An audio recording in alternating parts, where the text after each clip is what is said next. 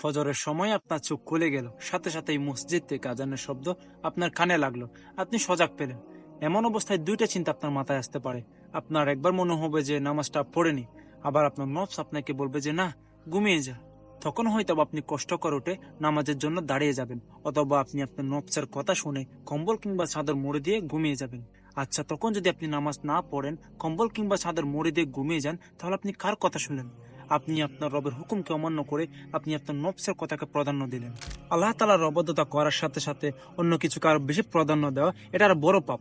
যখন ফজরের ওয়াক্ত হয়ে যায় আর আপনি সজাগ পেয়ে যান, তখন মনে করেন যে আল্লাহ তাআলা চাচ্ছেন আপনি নামাজ পড়ুন। আল্লাহ তাআলা আপনাকে রহমত দিতে চাচ্ছেন।